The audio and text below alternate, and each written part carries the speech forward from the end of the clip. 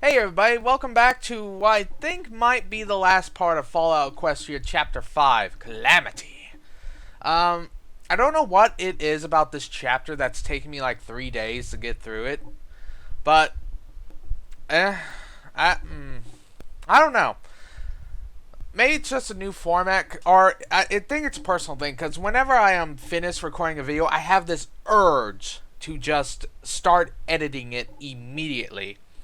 And that was a problem with a lot of my Let's Plays. Like, whenever I record a video, I just had to stop playing the game and edit the video. I've stopped doing that. I've actually gotten pretty good at doing whole sessions.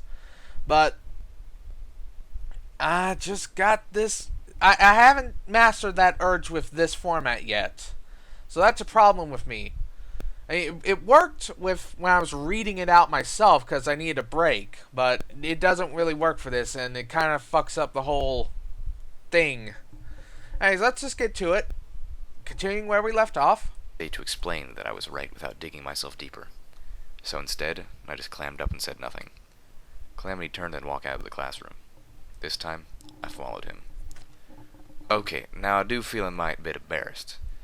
In front of us was another door to maintenance. To our right, the cafeteria. To our left, a maintenance storeroom. In the storeroom, a glowing terminal, several shelves of supplies, and a poster on the wall of a mighty stallion standing brave and tall, facing danger head-on, ready and able, with 3 mares crouched down at his hind hoofs, frightened but looking up to him for salvation, adoration evident in their eyes. Calamity felt embarrassed. I felt something creeping more towards anger. It wasn't that this turn should have taken us towards the atrium. I could forgive a severe divergence in stable design, although it did irk me. It wasn't the heroic stallion, or the simpering mares. There's a desire to be special and be admired for your accomplishments that the poster played to, which I fully understood. It wasn't even about that this was the 5th poster we'd come across, and all of them catered to the same gender bias. It was that the stallion in the picture was valiantly holding a wrench in his teeth, and the unspeakable horror that had the girl ponies all cringing like frightened bunnies was apparently a leaky sink. Carefully, so as not to step on another social line. Do you see why I'm upset? This isn't like, give it to the best pony, who cares about tradition. This is manipulation. All these posters been here since before ponies trotted up to the stable to avoid the apocalypse. He turned and fixed me with a look. It's like saying that a job's only fit to either a mare or a stallion. I got the point. And that's only true for cooking. I stopped. My ears shot up for a moment. I bet they could have been steaming. What? What's that supposed to... And then I caught his sly look. Oh, ha, I guess I deserved that. Yep. We were quiet a moment. This story... I turned to hack the storeroom terminal and read over the logs of a pony who appeared to be the maintenance supervisor, while Calamity hoof-picked some supplies worth scavenging. The clanging and banging of the pipes continued relentlessly, but for a moment I felt a little less stressed.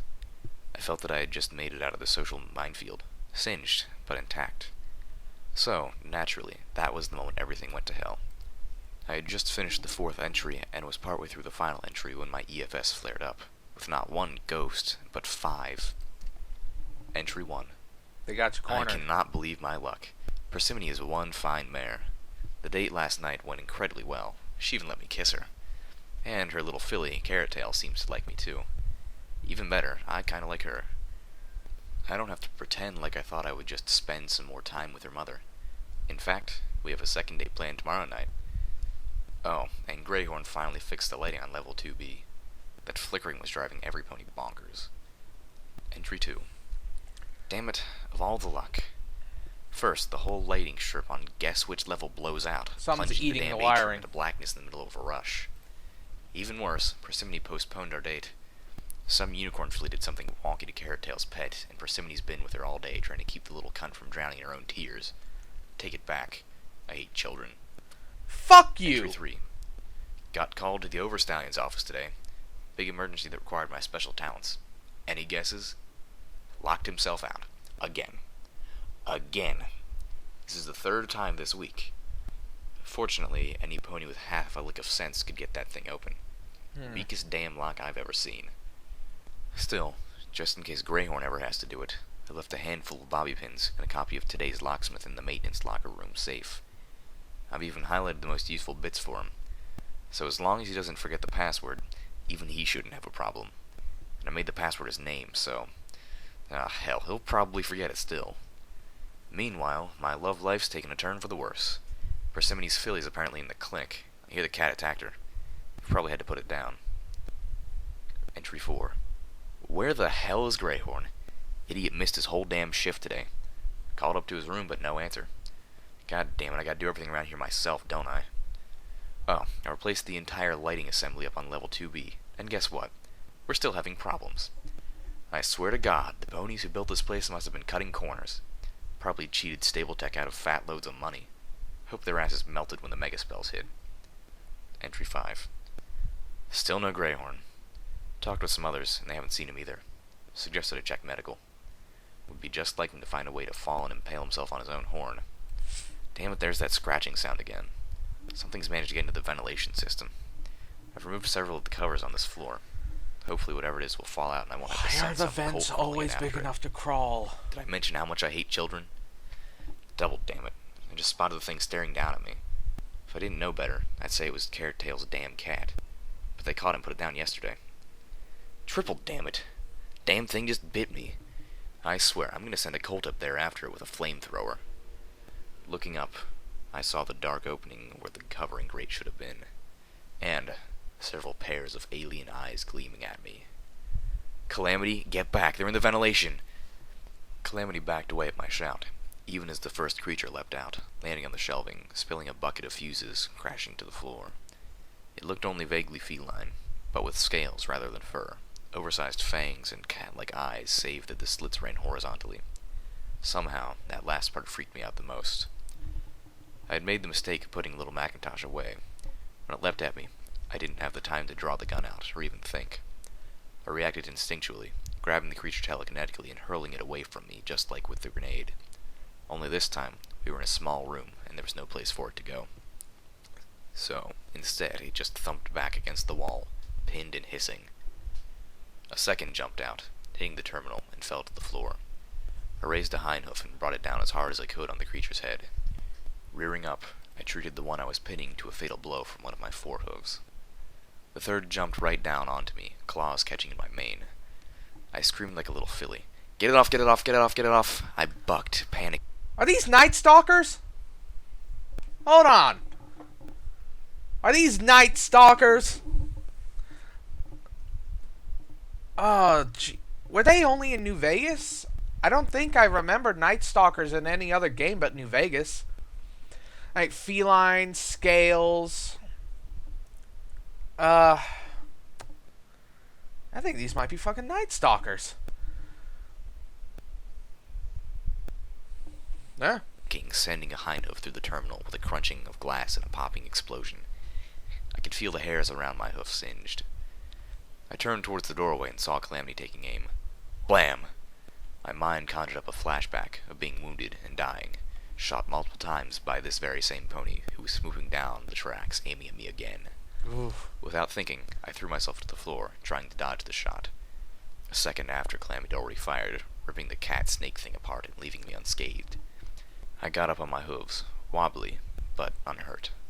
I tried to smile, although I could feel it was more like a grimace. I could read it in his face. He wanted to tell me I should just trust him, to tell me to stop being afraid he was going to shoot me. It's kind of hard when you're flying He deaf. couldn't, because he knew I had every right and reason to be gun-shy around him, that I should be acting this way. In that moment, I realized something. He was actually sorry he shot me.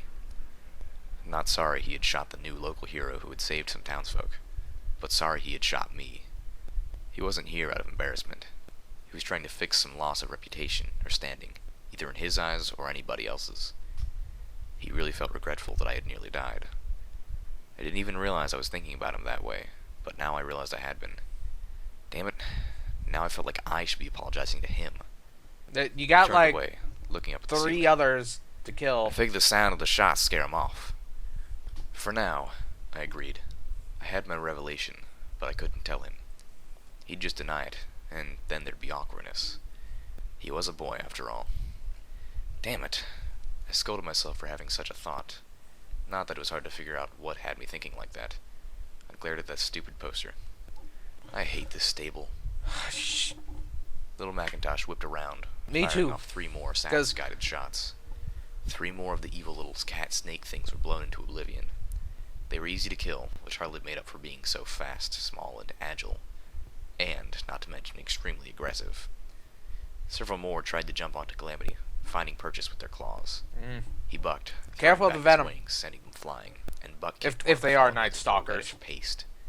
How many of these little monsters you reckon we got?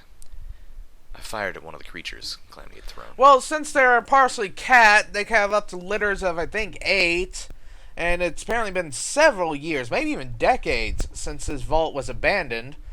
And I think it must have been abandoned with survivors, because somebody had to have opened the vault door and ran out, so... what happened to the survivors then? No, don't go on a tangent. Nope. The tangent comes after I'm finished reading. But, so, depending on how long, let's say a few decades at least, because of the serious decay and stuff, it seems, we're looking at maybe 300 to 500, maybe. Oh, that's not even counting exponential growth, because the parents can have children still, and the children can then have children, while the parents are still having children. So let's go a ballpark around 700. If they still breed like cats. But no, they seem to be part snake, and snakes can have multiple eggs.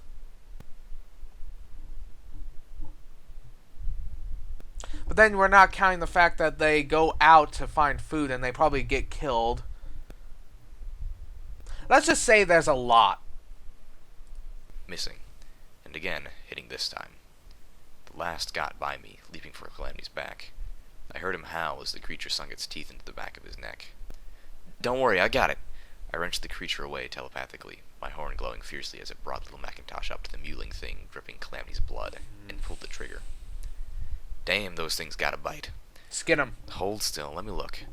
I was already pulling out medical bandages out of my saddlebag. I was nearly out of those. I knew we could get some in either the clinic, which should be ahead, or in the living quarters bathroom, which would mean a lot of backtracking. We had gone through maintenance, a trip that had been a long, wet, but uneventful slog through the lowest part of the stable, which was half filled with water. We'd found the locker room, and with the password, we had opened the safe. My bobby pin collection was now far more comfortable, and today's locksmith had been tucked neatly in my saddlebags. The only creatures we had found in maintenance were dead, drowned. Despite looking like a cross between a serpent and a cat, the little monsters didn't seem to be able to swim. Thank the wasteland for small favors when you can get them. Should have let the water We flood did, the vault. however, start finding skeletons. Sporadically at first, and now in groups. The closer we got to the atrium, the heart of the stable, the more death we found. I couldn't hold back the images of someone walking through Stable 2 and finding the bodies of everyone I had known for all but the last few days of my life, dead like this. For a moment, it was too much. I had to rest, to clear my head. No less than 9 of the damn things chose that moment to attack us. Wrapping Calamity's wound, I grimaced at my lack of medical skill. If I tried to join the Ministry of Peace, they'd kick me out of my tail. Oh, It was bad don't be enough like that that. only I would die if I didn't know the right end of a potion bottle. I really didn't like having any pony else relying on me and my lack of skill. Still, we were up and moving in the right direction. Except we really weren't, were we? The more I thought about it, the less reasonable my reasons for wandering around down here seemed. Finishing, I turned away and looked back down the way we came. Okay, now that's it. I've been a dumb pony. We turn around, gallop back to the entrance as fast as we can, No, you're not done barricade ourselves, Newton. and wait the damn storm out. Then, we leave and close the door behind us. Actually, I'll vote we continue to the clinic. I turned, surprised. Seeing Calamity made my surprise turn to shock. Then horror. I'm guessing y'all, he teetered, looking pale beneath his coat, would keep something there for, you know, Poison. poison? Venom, not poison. Down went the Pegasus. Calamity! Chimera. From the personal notes of Dr. Briarberry, head of medicine, Stable 22. I've chosen to call this new species Chimera for what I feel was a suitably obvious reason. That probably doesn't work anymore since Season 4, has it? Because Chimera apparently already exists. And they're sentient. So that that doesn't really work. Creature was the result of a wild magical burst from a rather exceptionally gifted filly named Quanta. In a flash of uncontrolled magical power, Quanta managed to fuse several creatures within her vicinity into a single being, a fully functional and completely new life form. The initially created chimera took several days to molt before revealing its true nature, during which time another filthy, Carrot Tail, was attacked by the creature. She was rushed to the clinic, but perished within hours from an unknown magical toxin injected to the child by the creature. After molting, the chimera subsequently attacked a maintenance worker by the name of Greyhorn. This time, both the chimera and its victim were fully mature. Based on the case of Carrot Tail, we treated Greyhorn with anti-venom spells and potions, but to no avail. Greyhorn lasted 3 times as long as Carrot Tail, and was in extreme agony for most of that period. It was only after Greyhorn's death that we learned the key component of the chimera's makeup. As you will be able to see from the images I am having attached to this document, Alright. Keep going. this time, both the chimera and its victim were fully mature. Based on the case of Carrot Tail, we treated Greyhorn with anti-venom spells and potions, but to no avail. Greyhorn lasted 3 times as long as Carrot Tail, and was in extreme agony for most of that period. It was only after Greyhorn's death that we learned the key component of the chimera's makeup. As you will be able to see from the images I am having attached to this document, the feline and serpentine elements of the fusion are quite obvious. See images C1 and C2. What we initially did not realize, couldn't have suspected, is that there had been another manner of insect in the classroom when Ro had cast her spell, and that too was infused into the creature on a deeply inherent level. You see, the fangs of the chimera aren't so much like the fangs of a rattlesnake, but more akin to an insect's ovipositor. The behavior of this species is extremely aggressive, attacking any suitable host within which it can inject its eggs. Over the course of a single day, those eggs will mature within the host, after which a litter of new baby chimera will dig their way out of the infected pony, ultimately killing the host if the pony was not already dead. In the case of Greyhorn, 5 new chimera erupted from his body less than an hour after he was pronounced dead. See images C3. You can imagine the look on my assistant's face, but you don't have to. See image C4. Fortunately, from the case of Greyhorn and the baby chimera specimens he provided us with, we have been able to devise and conjure an anti-chimera potion. Unfortunately, some of the herbs required were in tragically short supply, so there is a high probability that we will not have sufficient quantities for everyone. The Overstallion is keeping 1 bottle locked away in his office, along with the recipe. Meanwhile, I am storing the rest of this in the medical refrigerator here in the clinic while I wait for the Overstallion's decision on how to implement the dispersal. Oh, Celestia, have mercy. By the time I was done reading, horror turned me numb. That's Celestia have mercy. Was that from the doctor? Or from Little Pip? Because if that's from the doctor, that raises so many questions. Slowly, I got up from Dr. Briarberry's terminal and stared about the clinic. There were pony skeletons everywhere, dozens of them surging towards the open door of the medical fridge. Others were entangled around each other. A new species, extremely hostile, which renders its victim immobile with a single bite, and then tortures them to death from inside over most of a day, and, in doing so, can quintuple its number. I swiftly realized the only thing that had kept the chimera from overrunning the equestrian wasteland was the river and the fact that these chimera can't swim. Thank the wasteland for huge favors. If we survived this, partly I was going to have a little talk with Crane about his definition of a small bit of trouble. Understatement was not a virtue in the equestrian wasteland. I looked at the bed Calamity was resting on, looking even weaker than before. Oh, goddess. I couldn't tell him this. Let him think he's poisoned. It's so much better than this. Pointlessly, I stepped over and swung back to the door of the fridge, already knowing I would find nothing inside. Okay, one last shot. I walked to the clinic window and looked out into the atrium. The room was dark. Every light in it had failed. The only illumination came from the couple still functional lights in the clinic and the stuttering, flickering light from the circular window in the the Overstallion's office above. If there was a single dose of the antidote left, it would be locked away in a safe up there. The only way to get to it was through the atrium. The atrium was teeming with chimera, unfortunately. Swallowing hard, I turned to Calamity and told him the plan. After staring at me for a long time, Calamity finally said, "That's insane." I focused, my horn beginning to glow, and slipped open my saddlebag. "I'll be okay." "No, you won't. That's suicide, and y'all be killing the both of us then." I looked at him sternly. "Let me guess. You're thinking you should do it yourself, seeing as how you're already poisoned. Never mind that you can't even stand up without help, and barely with it." The rust-colored Pegasus managed to look cross. "Then get yourself out of here. At least one of us will survive this crazy stable." Now I got to play cross. I am not leaving my friend behind. I reloaded little. Oh, you're friends now. Calamity coughed.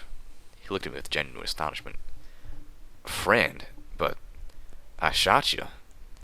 I rolled my eyes at him and nodded. "Yes, you did. And I'm planning to needle you about that for the rest of your life.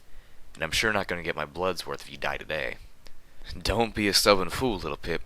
There's no way in tarnation you can possibly." I levitating the stealth block up for Calamity to see. I smiled with a whole lot more confidence than I felt. "I do have this." It was, without questioning, the most harrowing 2 hours of my life. Inching my way through the darkness, surrounded by lethal predators. They couldn't see me, but in the darkness, it was only by my EFS and targeting spell that I was able to keep from stepping on or brushing against one of them.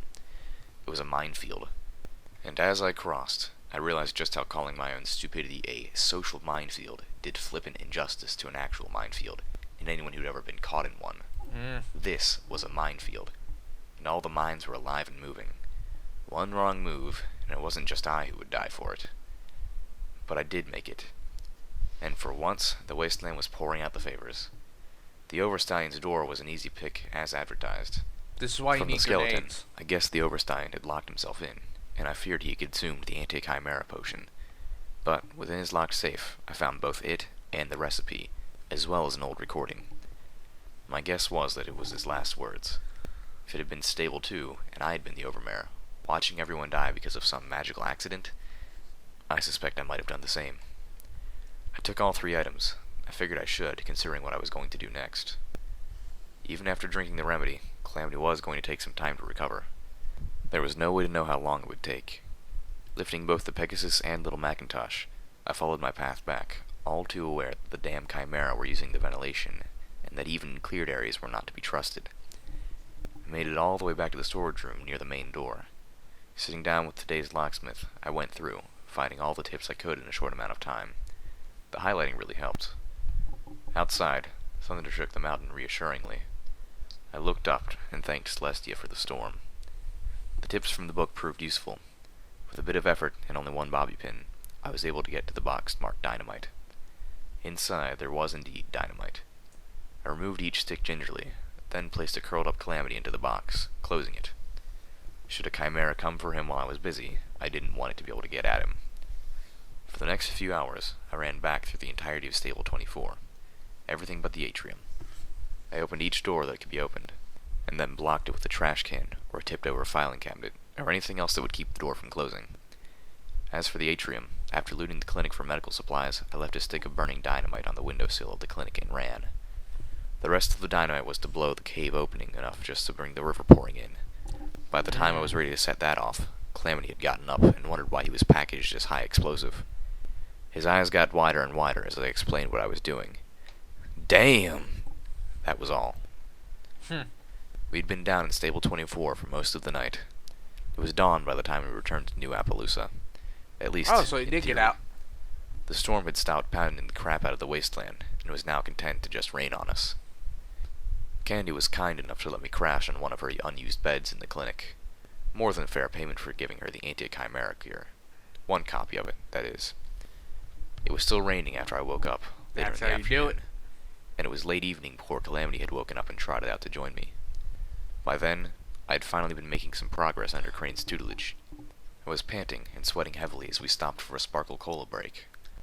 "I say we're even," I told Calamity as Cranes floated an ice-cold Sparkle Cola over for each of us. "I don't understand. If we'd just stayed put at the door, you would never have been bitten. If we'd stayed at the door, you never would have gotten the antidote. If we'd stayed put, you never would have needed it. Aha! But some pony else might. Crane said they'd been having trouble with the critters, so obviously some of them had to be getting out. Crap. I'd forgotten all about that. Still, So with did I. luck, and with their nest destroyed. It wasn't your stable, you know. Calamity's voice had taken a solemn quality. I looked at my new friend. What? I know you grew up in a stable, but it wasn't that stable. Of course it wasn't. I knew that, but I still wasn't sure what Calamity was getting at. It's just, you seem to be taking what we found down there, I don't know, personally. He looked at me earnestly. I just wanted to remind you that, that's all. He was right, of course. I don't know what I was looking for, or I had expected to find, but I'd let Stable 24 become a personal affront. Stable 24 had It never was been pretty my home. bad, to be I fair. had no relation to it at all. The only threads connecting the different stables were 200 years old, dead, and buried in a history mostly forgotten. Stable Tech hadn't existed in a long, long time. I had no allegiance to it, and the long dead couldn't bear any responsibility to me. Oh, I pulled out the recording from the Overstallion's office. Should we hear what's on it? I do. No! Hello. My name is... You piece of shit! Alright, everybody, we're looking at the footnote. Level up! Sweet. New perk, Gunslinger. While using a mouth-held or levitated firearm, your chance of hitting sats has been increased by 25%! Oh my god. That's like a quarter, guys. Quest perk, Mighty Telekinesis. Level 1. You triple the mass that you can levitate with your unicorn magic. Ooh, I love quest perks. They're some of the coolest stuff. You know? I always love getting them. Anyways, that's all for this. That poster. Well, okay, the guy who in the terminal, who I completely forgot his name because he's not important. Fucking asshole. That's a little kid and you call her a cunt? Oh my god.